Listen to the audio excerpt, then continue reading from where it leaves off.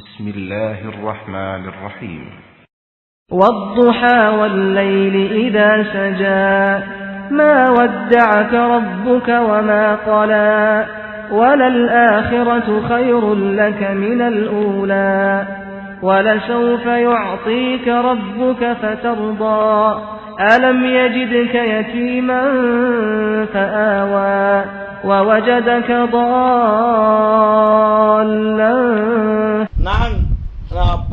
நான் சாப விடுவதற்காக நான் அனுப்பப்படவில்லை. இன்னில முபாசுல் ஆனன், நான் பிறரை சாப விடுவதற்காக நான் அனுப்பப்படவில்லை. நான் சுப செய்தி சொல்வதற்காக அனுப்பப்பட்டிருக்கிறேன். அப்படிப்பட்ட புனிதமான மார்க்கமா இருக்கிறது என்றும் பெருமானார் சொல்லும் பொழுது இப்படியும் சேர்த்து சொல்வார்கள். மக்களே, அல்லாஹ்வுடைய சாபம் பிறருக்கு உண்டாக வேண்டும் நீங்க ஒரு காலம் சொல்லிவிடாதீர்கள் என்று நபிகள் ஸல்லல்லாஹு அலைஹி வஸல்லம் அவர்கள் சொல்லியும் இருக்கிறார்கள்.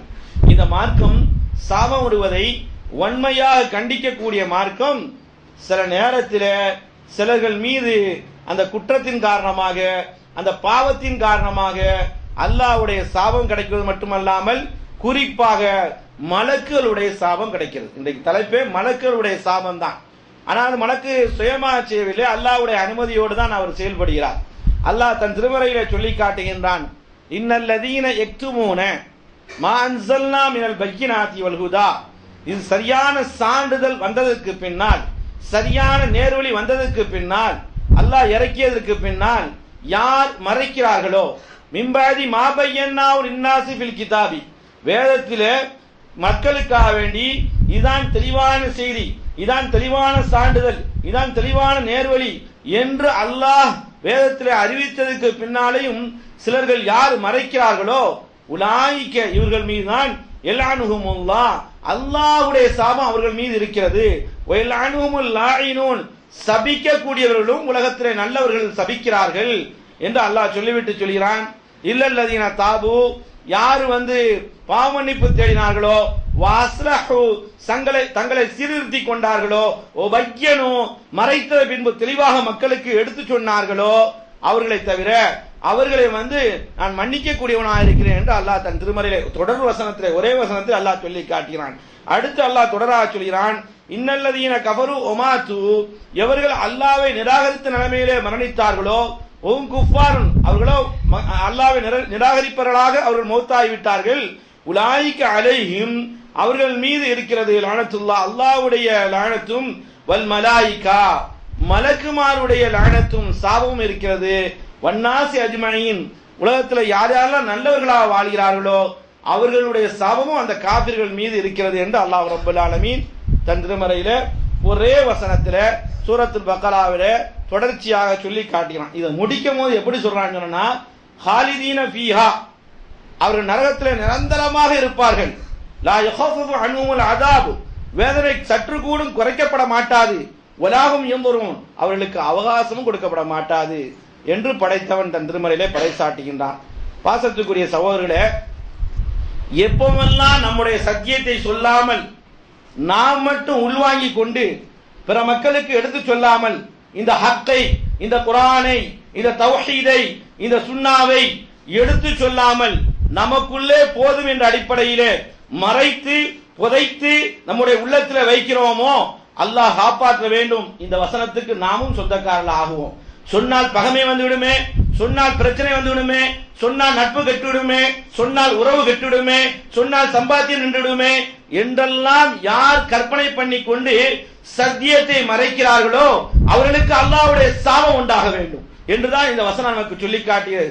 சகோதரர்களே, நான் சுயமாக சொல்லவில்லை, இதற்கு பின்னால் ஒரு செய்தியும் இருக்கிறது. பாசத்துக்குரிய சகோதரர்களே, எத்தனையோ ஹக்குகளை நாம் கேட்டு தெரிந்திருக்கிறோம். நம்முடைய மாமா, மச்சான், மனைவி, மக்கள், தாய் தந்தையர்கள் சொல்லாமல் இன்னுரைக்கும் மறைத்திருக்கிறோம். அவர்கள் நரகத்தினுடைய விளிம்பிலே இருக்கிறார்கள், அவர்கள் வழிகளின் விளிம்பிலே இருக்கிறார்கள், அவருடைய பிதாத்திலே வாழ்ந்து கொண்டிருக்கிறார்கள், அப்படியே மரணிக்கிறார்கள். ஷிர்க்குடைய கோட்டையிலே வாழ்ந்து ஷிர்க்கிலே மரணிக்கிறார்கள். மறைத்ததின் காரணமாக அல்லாஹ் காப்பாற்ற வேண்டும். மலக்குமாருடைய சாபம் நம்மீதும் உண்டாகும் என்பதைத்தான் இந்த வசனம் தெளிவாக சொல்லி காட்டியது. ஏன் சொல்லியிருந்தது தெரியுமா? எதற்காக என்று சொல்லியிருந்தது தெரியுமா? இந்த வசனத்தை வைத்துத்தான் அபூ ஹுரைரா ரலியல்லாஹு அன்ஹு எவ்வளவு ஹதீஸை அறிவிக்கிறார்கள். ஆண்களிலே அபூ ஹுரைரா அவர்கள் அறிவிக்கிற மாதிரி யாரும் அறிவிக்க முடியல என்ற அளவுக்கு ஏராளமான ஹதீஸை இந்த சமுதாயத்துக்கு தந்தவர்கள் யார்? அபூ ஹுரைரா ரலியல்லாஹு அன்ஹு. ஆனால் அவர்கள் சொல்கிறார்கள், நான் எந்த ஒரு ஹதீஸை நான் அறிவிச்சிருக்கவே மாட்டேன். காரணம் என்ன?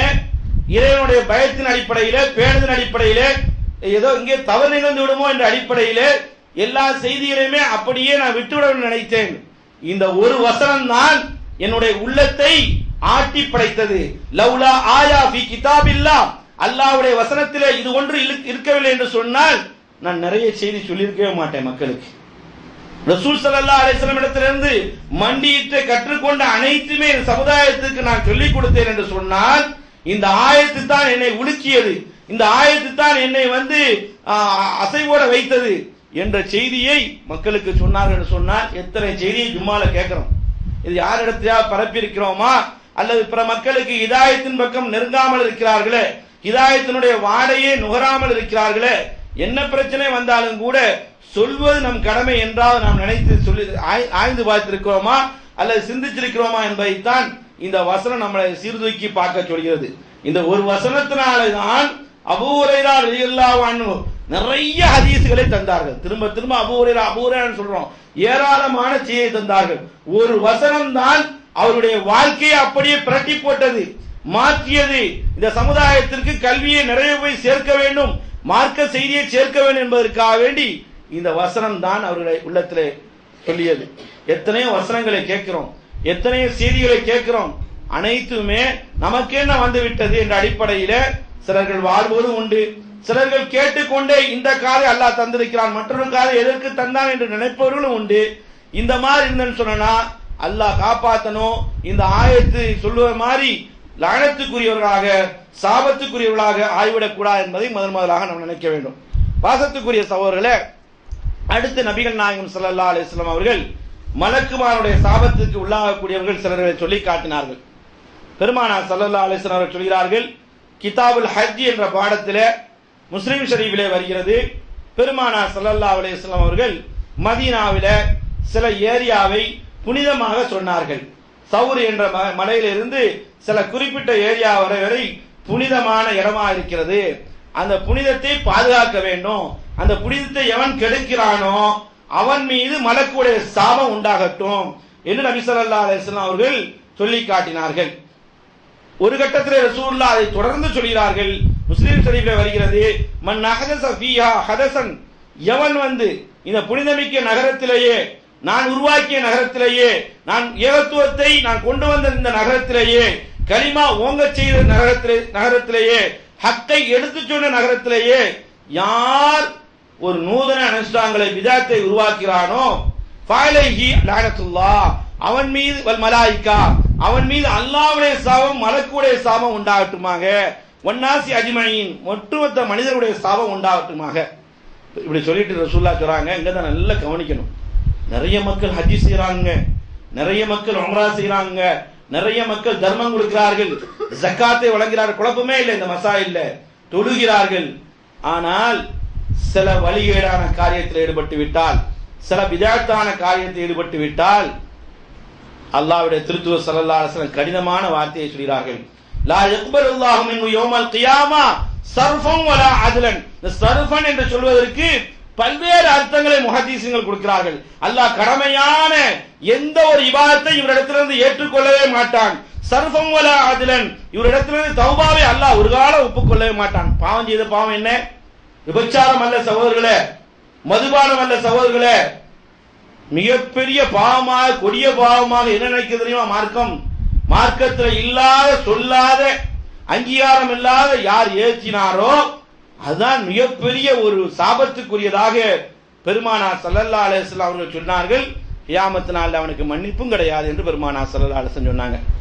இதோடு நின்று விட்டால் பரவாயில்லை, கூடுதலாக இன்னொரு செய்தி அறிவிக்கிறார்கள். இங்கதான் நல்லா கவனிக்கணும்.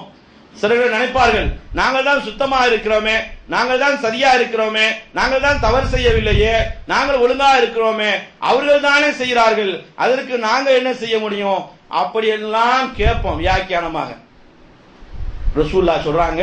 அதை தொடர்ந்து மன் ஆவா முஹதிஸன், யார் பிதஅத்வாதிக்கு அடைக்கலம் கொடுக்கிறானோ அல்லது அவ்வா முஹதிசன் பிதாத்துவாதியோடு அவனும் சேர்ந்து இருக்கிறானோ ஒதுங்கி இருக்கிறானோ அவன் மீதும் மலக்குடைய சாபம் உண்டாகட்டுமாக என்று நபி ஸல்லல்லாஹு அலைஹி வஸல்லம் அவர்கள் சொன்னார்கள் என்ற செய்தியை முஸ்லிம் ஷரீஃபிலே கிதாபுல் ஹஜ் என்ற பாடத்திலே பார்க்கிறோம்.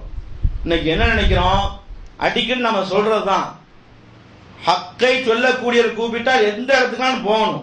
ஹக்கு என்று சொன்னால் குர்ஆன் சுன்னா, ஹக்கு என்று சொன்னால் ஏகத்துவம், ஹக்கு என்று சொன்னால் அங்க பிதாத்து கலக்காமல் இருக்க வேண்டும், ஷிர்க் வராமல் இருக்க வேண்டும். அந்த மாதிரி சபையில யாரு கூப்பிட்டாலும் போலாம். அது அல்லாமல் பிதாத்துவாதி சபையில பெரிய பேச்சாளரா வந்து கம்பீர பேச்சாளரா வந்து வார்த்தை சித்தர்களை கூப்பிட்டு வந்து வார்த்தைகளுடைய ஜாலங்களை இது பண்ணி என்று அடிப்படையில நாம போய் கேட்போம். சரியா இருந்தா எடுத்துக்கிடுவோம், சரியில்லாட்டா விட்டுக்கிடுவோம் சொன்னா ரசூல் ஸல்லல்லாஹு அலைஹி வஸல்லம் ஒரு முஹதிஸோடு ஒரு பிதாத்துவாதியோடு இருந்தா உன் மீது அல்லாஹ்வுடைய அவனுக்கு இறங்க சாபம் உன் மீதும் இறங்கட்டும் என்று மலக்குமார்களும் அல்லாஹ்வுடைய சாபம் இருக்கு என்று சொன்னார். இதுல இருந்து நம்ம தவிர்த்து கொள்ள வேண்டும். சத்தியம் எது புரிய வேண்டும், நமக்கு தெரியலவா உலகத்தில் நல்லது என்ன கெட்டது என்ன தீமை என்ன நன்மை என்ன அல்லாஹ் பகுத்தறிவை தந்திருக்கிறான். அந்த அடிப்படையில நாம் வாழ வேண்டும். அதே சமயத்தில் எந்த பிதாத்துவாதியோடும் கைகோர்த்து இருக்க கூடாது, எந்த பிதாத்துவாதிகளுக்கும் அடைக்கலம் கொடுக்க கூடாது. அப்படி கொடுத்தால் அல்லாஹ் காப்பாற்றணும்.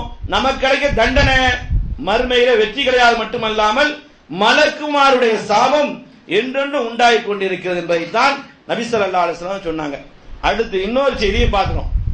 மலக்குமாருடைய சாபம் யார் மீது உண்டாகும்னு சொன்னா பெருமானார் ஸல்லல்லாஹு அலைஹி வஸல்லம் சொன்னாங்க. இப்னு மாஜால வருகிறது, மன் இன்தஸப இலா கைரி அபீஹி ஃபஅலைஹி லஅனத்துல்லாஹ். அதாவது சொத்துக்காக வேண்டி அவர்கிட்ட ஏகப்பட்ட சொத்து இருக்குது, அவரை போய் தகப்பன்கிறான், அவருக்கு பிள்ளை இல்லைன்னு வைங்களேன், அவருக்கு பிள்ளை இல்லை, நான் தான் வாரிசுக்காரன் அப்படின்னு சொல்லிட்டு ஒருத்தன் வாதாடுறான்னு சொன்னா அவர் தகப்பன் இல்லை, ஆனா இவர் அனாதையா நிக்கிறாரு, என்னுடைய தகப்பனார் தான் என்னுடைய தந்தை தான் என்று எவனாவது சொல்வா என்று சொன்னால் ஃபஅலைஹி லஅனத்துல்லாஹி வல் மலாயிகா, அல்லாஹ்வுடைய சாபமும் மலக்குடைய சாபமும் தந்தை இல்லாத ஆளை தந்தை என்று சொன்னான். யாருக்கு எதற்காக சொல்லியிருப்பான், சொத்து நிறைய வச்சிருக்கிறாரு அப்படி போட்டு போயிடுவாரு, நம்ம தான் அக்கம் பக்கத்தில் இருக்கோம், நம்ம சொல்லுவோம் எல்லாரும் ஏத்துக்கிடுவான் என்ற அடிப்படையில் சொன்னான்னு சொன்னால் சாதாரண விஷயமா நினைக்கிறோம்.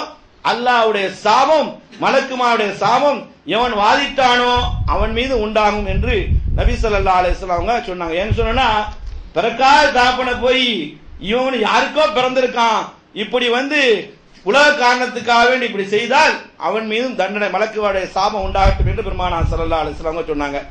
அடுத்து இன்னொரு கட்டத்தில் சொன்னாங்க, நபி ஸல்லல்லாஹு அலைஹி வஸல்லம் அவர்கள் சொல்லி காட்டுகிறார்கள், ஒரு மனிதனை வேணுமென்றே எவன் கொலை செய்யறானோ, கிசாஸ் இல்ல, பழிக்கு பழி இல்ல, அதற்கு உரிமை இல்ல, வேணுமென்றே எவனை கொலை செய்யறானோ அவன் மீது அல்லாஹ்வுடைய சாபம் உண்டாகட்டும், மலக்குடைய சாபம் உண்டாகிறது, உலக மாந்தர்கள் அனைவருடைய சாபம் உண்டாகிறது, அவனுக்கு அல்லாஹ் தௌபாவை ஏற்றுக்கொள்வதில்லை என்று நபி ஸல்லல்லாஹு அலைஹி வஸல்லம் சொன்ன செய்தியை இமாம் நஸை அவர்கள் தங்களுடைய நூலில் பதிவு செய்து வைத்திருக்கிறார்கள். மலக்குமாருடைய சாபம் என்ன என்பதை தெரிந்து கொண்டு தவிர்ந்தால்தான் ஏனைய இபாதத்தை ஒப்புக்கொள்ளப்படும், ஏனைய துஆக்களே ஒப்புக்கொள்ளப்படும், நம்முடைய தௌபாவை ஒப்புக்கொள்ளப்படும் என்பதை இது போன்ற ஹதீஸ்கள் நமக்கு சொல்லி காட்டுகிறது. இன்னொரு செய்தியை கூட சொன்னாங்க, நம்ம பழக்கத்தில் இருக்குது, நம்ம வழக்கத்தில் இருக்குது, நம்ம நடைமுறையில் இருக்குது, அன்றாட நிகழ்வுல இருக்குது, ஏதாவது பேசும்போது செய்து கொண்டு இருக்கிறோம், அதையும் ரசூல் ஸல்லல்லாஹு அலைஹி வஸல்லம் சொல்லி காட்டும் போது மலக்கை சம்பந்தப்படுத்தி காட்டுகிறார்கள். மன் அஷார இலா அஹி பி ஹதீதத்தின், கத்தியை வச்சிருக்கிறாரு, கத்தியை எதுக்கு வச்சிருக்காரு, வெங்காயம் வெட்டுறது, கத்திரிக்காய் வெட்டுறது, காய்கறி வெட்டுறது, வெண்டைக்காய் வெட்டுறது வச்சிருப்பாரு. அப்படி இருக்கும் போது ஏதாவது செய்தி பேச்சு வருது, கத்தியை காட்டி காட்டி இங்க இருக்குது அங்க இருக்குன்னு சொன்னாங்கதான், கத்தியை விளையாட்டுக்காக வேண்டி வீசிடுவேண்டா அப்படி சொன்னாங்கதான். இப்படி சொன்னதுனால இஷாரா தான் வருது ஹதீஸ்ல.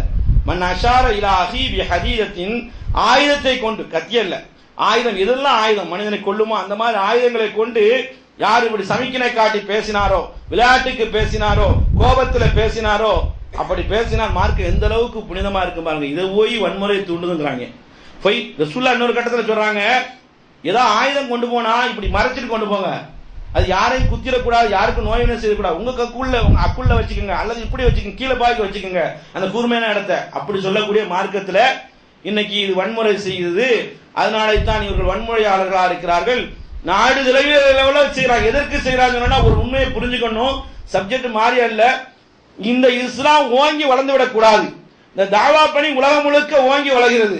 நுபுவத்துக்கு பின்னாலே, ரசூலுல்லாஹி ஸல்லல்லாஹு அலைஹி வஸல்லும்க்கு பின்னாலே அல்லாஹ்வுடைய அற்புதத்தால், அல்லாஹ்வுடைய வல்லமையால், அல்லாஹ்வுடைய ஆற்றலால், அதில் பொருந்திருக்கக்கூடிய தத்துவத்தால் ஓங்கி வளருது. இதுக்கு உலகத்துல சரித்திரம் போட்டு இந்த மாதிரி செயல்பட்டு கொண்டிருக்காங்க. ரசூலுல்லாஹ் சொல்றாங்க, பேசும்போது கூட கத்தியை காட்டி பேசாத அப்படின்னு சொல்லிட்டு, இப்படி செய்தால், கத்தியை காட்டி நீ பேசினால், சொன்னால், சமிக்கனை செய்தால், ஃபைனல் மலாயிகத, மலக்குமார்கள் தல்அனுஹு, அவனை சாவமிட்டு இருக்காங்க. இது வரைக்கும்னா இந்த கத்தியை காட்டி இப்படி செஞ்சுட்டே இருக்கானே, அது வரைக்கும் செய்துட்டு இருக்காங்க. இப்படி சொல்லிட்டு ரசூலுல்லாஹ் சொல்றாங்க, ஒயின்கான அஹாவுமின், அவன் சகோதரனா இருந்தான், சகோதரன் தம்பியை குத்துவானா, அண்ணனை குத்துவானா, ஏதோ விளையாட்டுக்கு பேசுறான், அல்லது ஏதோ காட்டி காட்டி இப்படி சொல்றான், அப்படி இருந்தாலும் சரியே, மின் அபீஹி, தந்தையை பார்த்து காட்டினாலும் சரியே, உம்மிஹி, தாயை பார்த்து காட்டினாலும் சரியே, எவன் காட்டினானோ, கத்தியை கொண்டு ஆயுதங்களை கொண்டு எவன் இஷாரா செய்தானோ, அவன் மீது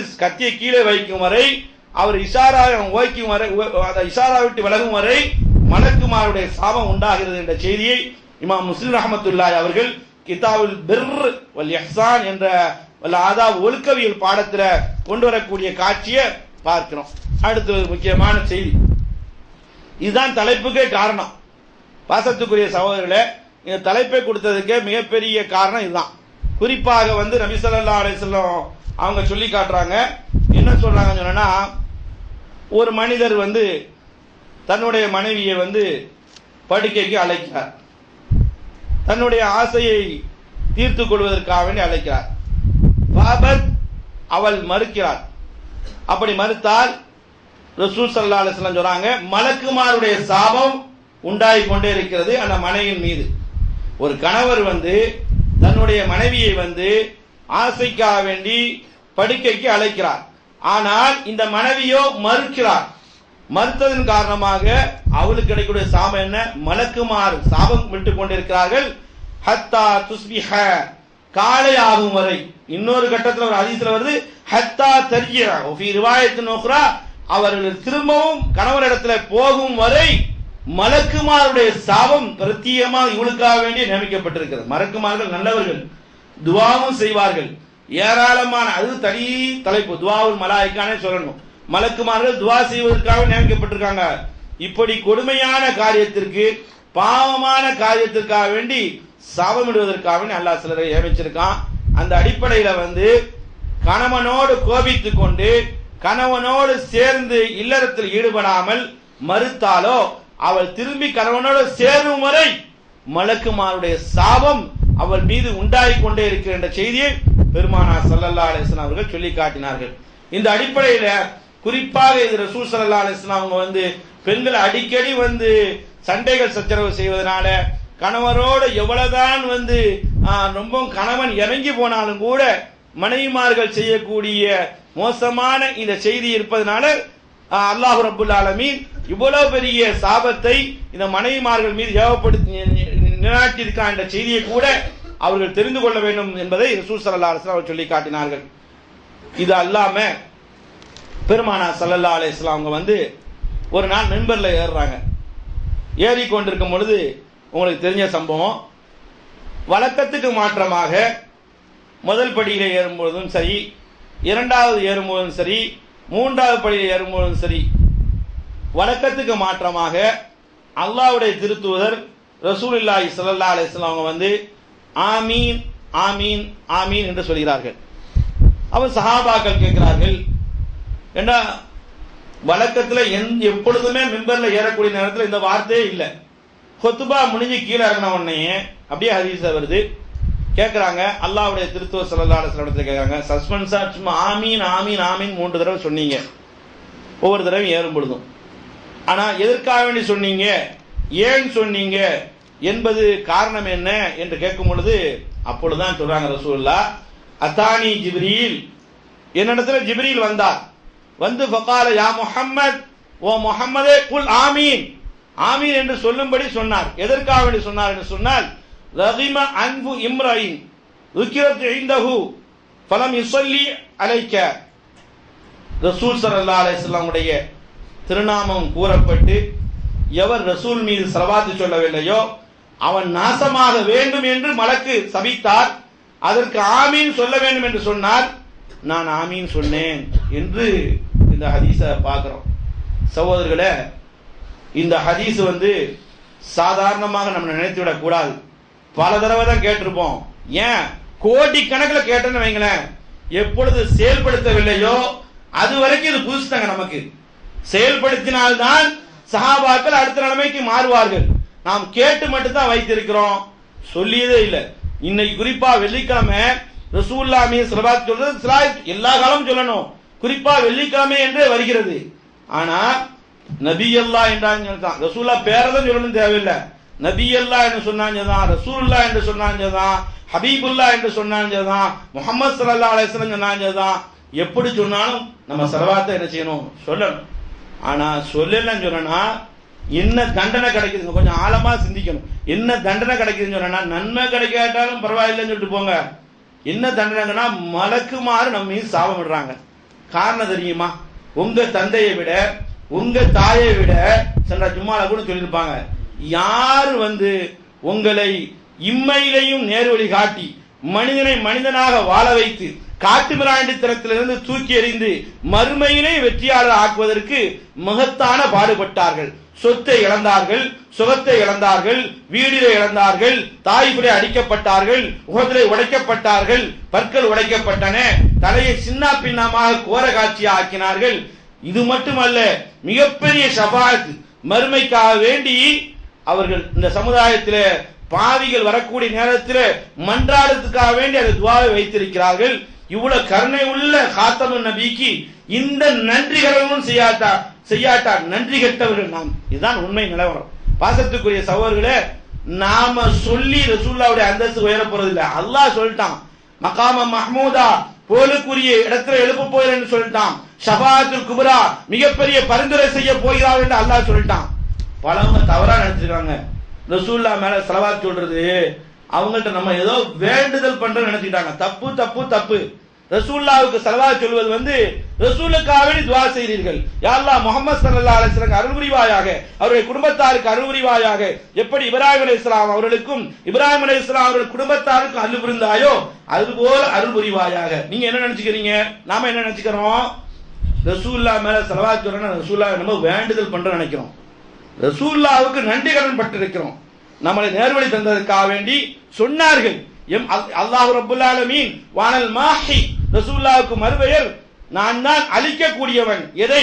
அல்லதி யம்ஹுல்லாஹு பில் குஃப்ர, எனின் காரணமாகத்தான் இந்த உலகத்திலே குஃப்ரை அழித்து காட்டினான், தௌஹீதை கொண்டு வந்தான். அப்படிப்பட்ட மாமனிதருக்கு, உன்னதமிக்க மனிதனுக்கு நன்றி செலுத்துவது என்று சொன்னால் நன்றி நன்றி சொல்வதா? ஸலவாத் சொல்லிக் கொண்டே இருக்க வேண்டும்.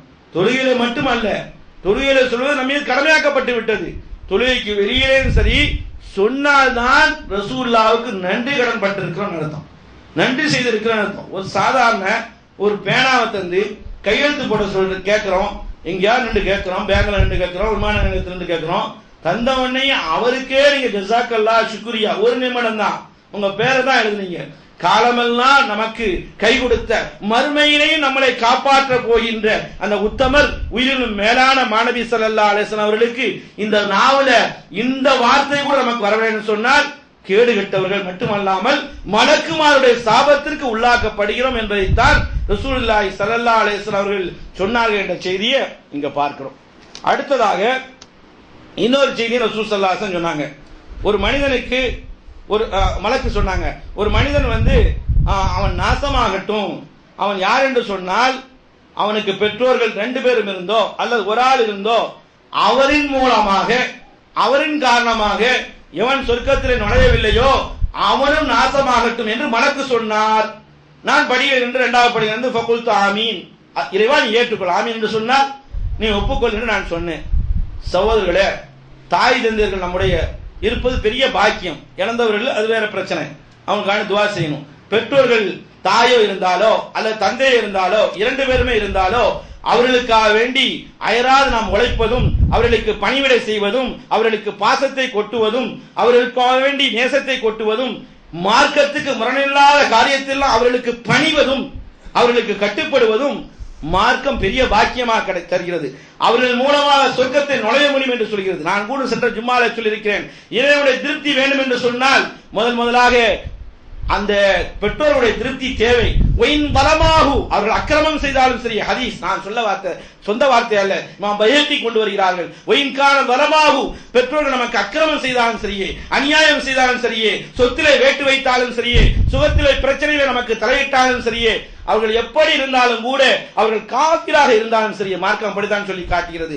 அவர்கள் காபிரா இருந்தாலும் சரியே, அவர்களுக்கு செய்ய வேண்டிய கடமைகள், அவர்களுக்கு செய்ய வேண்டிய பணிவுகள், அவர்களுக்கு செய்ய வேண்டிய அன்புகள், அவர்களுக்கு கொடுக்க வேண்டிய ஹக்குகள், அவர்களுக்கு கொடுக்க வேண்டிய செலுத்த வேண்டிய பணங்கள் எதையும் கொடுக்காவிட்டால் நிச்சயமாக நீங்கள் சொர்க்கத்துக்கே நுழைய முடியாது என்பதை சொன்னார்கள் மலக்கு. அதனால் நாசமா அப்படி செய்யாதவன் நாசமாக போட்டும் என்று சொன்னார்கள். சரிதான் என்று ஆமீன் அவரும் சொல்ல சொன்னார்கள். இறைவா ஏற்றுக்கொள் என்று நான் 2வது படியில் என்று நான் சொன்னேன் என்ற செய்தியையும் பார்க்கிறோம். அடுத்தபடியாக இன்னொரு செய்தி, இதுல நம்ம கரெக்டா இருப்போம். இதுல என்ன செய்தின்னு சொன்னாங்க, ரதிமா அன்பு, அதாவது மனிதன் நாசமாக போகட்டும் என்று மலக்கு சொல்கிறார். 3வது படியில் நிற்கும் பொழுது சொல்கிறார். சொல்லும் பொழுது எப்படி சொல்றாங்கன்னா, அதிரக்க ஷஹர் ரமதான், ரமதான் மாசத்தை அடைந்தும் ஃபலம் யக்ஃபிர் லஹு, அவன் பாவ மன்னிப்பை தேடல. உதவி 11 மாசம்தான் இப்படிப்பட்ட அநியாயம் செய்தான், அக்கிரமம் செய்தான், பல மாதிரி இருந்தான். அட ரமதான் வருது, அந்த ரமதான் புனிதமான நாள், தௌபாக்கள் ஒப்புக்கொள்ளப்படக்கூடிய நாள். இன்னும் சொல்ல போனா அல்லாஹ்வே கூலி வழங்குறான், எல்லாத்துக்கும் அல்லாஹ் தான் கூலி வழங்குறான். இது நினைக்காத புறத்தில் அவன் அந்த அளவுக்கு அள்ளிவாரி கொடுப்பதாக அந்த ஹதீஸ் காட்டுகிறது. அல்லாஹ்வே கூலி வழங்குறான். 1க்கு 170 மேல 700க்கு மேல உங்களுக்கு கிடைக்கிறது. இன்னும் சொல்ல போனா யார் ரமதான்ல நோன்பு வைக்கிறாரோ, நின்று வணங்குகிறாரோ, லைலத்துல் நின்று வணங்குகிறாரோ, அவ்வளவு பாவங்கள் மன்னிக்கப்படுது, முன் சென்ற பாவங்கள் என்று சொல்லப்படுது. 1000 மாதங்கள் நம்ம நின்று வணங்க போறதே இல்லை. அந்த அளவுக்கு அல்லாஹ் ஆயுள தருவானான்னு சொல்ல தெரியாது.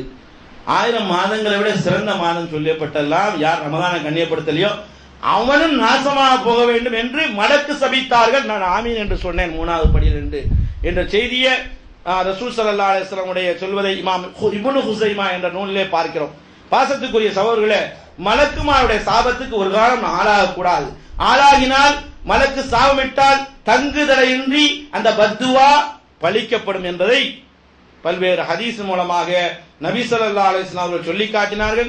எனவே பாசத்துக்குரிய சகோதரர்களே, ஏராளமான செய்திகளே மலக்குமாருடைய சாபமும் இருக்கிறது, மலக்குமாருடைய துவாவும் இருக்கிறது. மலக்குமாருடைய துவாவுக்கு மட்டுமே ஆளாகுவோம், மலக்குமாருடைய சாபத்திலிருந்து நம்மை பாதுகாப்போம் என கூறி முதல் உரையை நிறைவு செய்கிறேன். வாஹிர் தாவானா அல்ஹம்துலில்லாஹி ரப்பில் ஆலமீன்.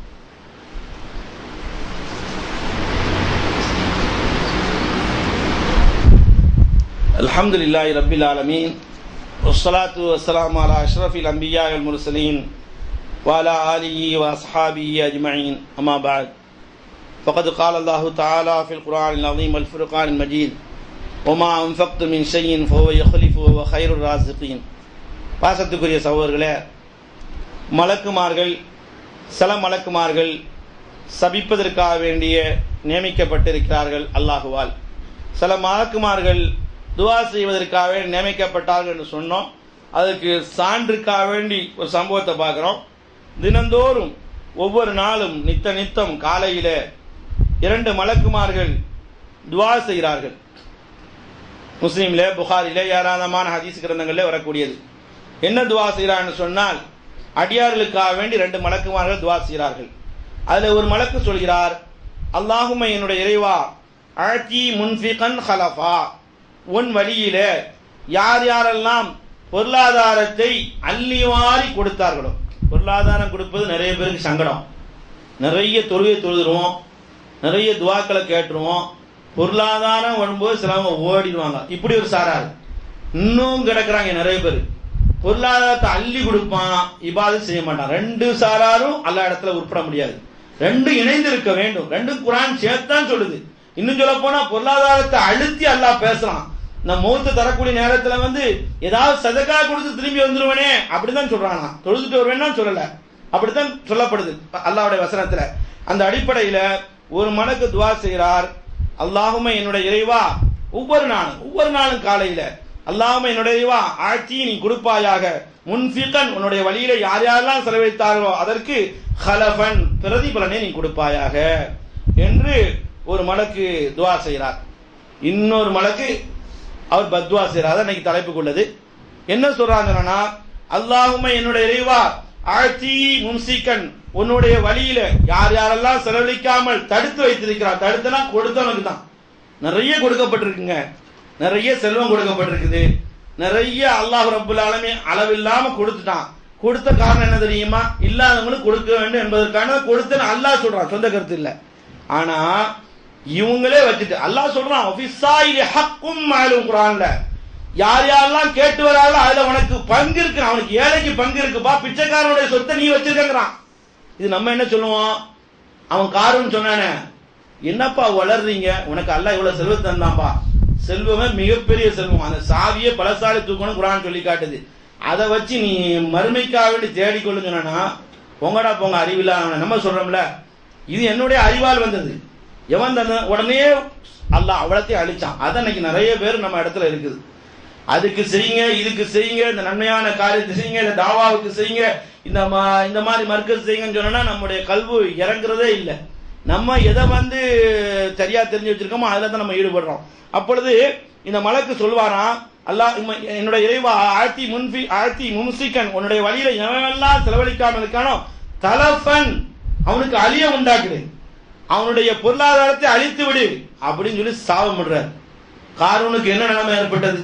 அவனுக்கு இல்லாத சொத்து உலகத்துல யாரும் இருக்க போகிறதா? யாருக்கும் அல்லாஹ் கொடுக்கவே இல்லை. அந்த அளவுக்கு அல்லாஹ் செல்வத்தை அவனுக்கு கொடுத்தான், கொடுத்து சோதித்தான். அவன் சொத்தையே அல்லாஹ் அவனை சொரிவாங்க வைத்தான். இதுதான் நிலைமை. அதனால மலக்குடைய சாபத்துக்கு ஆளாகக்கூடாது. எப்படி தொழுகை அல்லாஹ்வுக்காக செய்யறோமோ, எப்படி நோம்பை அல்லாஹ்வுக்காக செய்யறோமோ, எப்படி உம்ராவை ஹஜ்ஜி அல்லாஹ்வுக்காக செய்யறோமோ, ஜகாத் அந்த அல்லாஹ்வுக்கு தான் போய் சேருது நினைங்க, ஏழைக்கு போய் சேர்வதில்லை நினைங்க.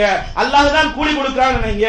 எந்த ஹஜ்ஜிக்கு அல்லாஹ் கூலி கொடுத்தானோ வருஷ வருஷம் கிளம்புறது தயாரா இருக்கிறோமே, 1000 தீனார்ல இருந்து 1500 தீனார் வரைக்கும் கொடுக்கிறோம். எந்த மனிதாவது ஜகாத்தை 1000 தீனார் கணக்கிட்டு பார்த்து கொடுத்திருக்கிறோமா? அல்லவே அல்ல. எனவே அல்லாஹ் ரப்புல் ஆலமீன் சொல்லி காட்டுவான், ஒமா அன்ஃபக்து மின் ஷைஇன், ஏப்பா நீங்க எதை செலவழிச்சாயோ ஃபஹுவ யுக்லிஃபுஹு, உன்னுடைய ஜனாசாக்கு பின்னால் அதமா வரும், வேற எதுவுமே வராது. குடும்பம் நின்றும் முடிஞ்சு போச்சு. கொஞ்ச நேரம் கண்ணீர் எடுப்பாங்க, அடுத்த மாசத்துல அவர் யாரும் தெரியாத அளவுக்கு ஆயிடும். ஏன்? வச்ச உடனே உயிர் பிரிஞ்ச உடனே அப்துல் காருக்கு பேரு ஜனாசான்னு வருது. யார் சொல்றா? மகன் சொல்றான், மனைவி சொல்றா, மக்கள் சொல்றாங்க. அந்த அளவுக்கு தான் துனியா. அந்த அடிப்படையில எதை செலவழித்தீர்களோ அது உங்களை அறியாமல் அல்லாஹ் அந்த அமலை பூர்த்தி கபருக்குள்ளே பூர்த்தி வச்சுக்கிறான். சொத்து பின்வாங்கியது, குடும்பம் பின்வாங்கியது என்று அல்லாஹ் ரசூலுல்லாஹ் சொல்ற மாதிரி நபிகள் அல்லாஹ் குர்ஆன்ல சொல்றான், ஒமா அன்ஃபக்து மின் ஷைஇன், எதை நீங்கள் செலவழித்தீர்களோ ஃபஹுவ யுக்லிஃபுஹு, அது உன்னோட கபர்ல நிக்கும்டா, மறுமையில நிக்கும்டா என்று சொல்லி, ஓ ஹைருர் ராஸிகீன், உனக்கு நான் தந்தனா நீ தந்தியா, நீனா சரி செய்தியா? எத்தனை பேருக்கு இல்லாம இருக்குது, அல்லாஹ் தந்திருக்கான். இந்தியாவுக்குள்ள இந்த அளவுக்கு பொருளாதாரத்தை திரட்ட முடியாது என்ற நம்பிக்கையை தான் ஒவ்வொருவருமே இருக்கிறோம் இல்லையா? படித்தவர்களும் சரி, படிக்காதவர்களும் சரி. ஆனால் தந்த ரஹ்மான் நம் மீது கருணையின் காரணமாக தந்ததை பல வழியிலையும் மார்க்கத்துக்காக வேண்டி, ஏழைகளுக்காக வேண்டி நல்ல வழியிலே செலவழிக்கும் பொழுது மலக்குமாருடைய துவா கிடைக்கிறது. செலவழிக்காவிட்டால் மலக்குடைய சாபம் கிடைக்கிறது என்பதைத்தான் இந்த ஹதீஸ் நமக்கு சொல்லி காட்டுகிறது. எனவே பாசத்துக்குரிய சகோதரர்களே, எதை கேட்டோமோ அதன் பிறகு நடப்பதற்கு வல்ல ரஹ்மான் தௌஃபீக் செய்ய வேண்டும். குறிப்பாக இன்றைய தலைப்பிலே மலக்குமார் எதெல்லாம் சாபமிடுவார்களோ அவருடைய சாபம் பலிக்கக்கூடியது. மனிதனுடைய சாபம் மாதிரி அல்ல. மனிதனை அதற்கு உரித்தாவனா இருந்தால் அல்லாஹ் ஏற்றுக்கொள்வான். உரித்தாவனா என்று சொன்னால் அந்த வார்த்தையை அவனே போய் திரும்பும். ஆனால் மலக்குடைய சாபம் காரணத்தோடு செய்வார்கள், காரியத்தோடு செய்வார்கள், தகுதி உடையவர்களுக்கு செய்வார்கள். சாபம் தங்கு தடையின்றி பலிக்கும் என்ற அடிப்படையில அதிலிருந்து நாம் அஞ்சக்கூடியவர்களாக, அதிலிருந்து மீளக்கூடியவர்களாக வல்ல ரஹ்மான் யாவர்களையும் ஆக்கிட வேண்டும் என கூறி என்னுடைய குத்பாவை நிறைவு செய்கிறேன். வாஹிர் தாவானா அனில் ஹம்துலில்லாஹி ரப்பில் ஆலமீன். அஸ்ஸலாமு அலைக்கும் வரஹ்மத்துல்லாஹி வபரகாத்துஹு.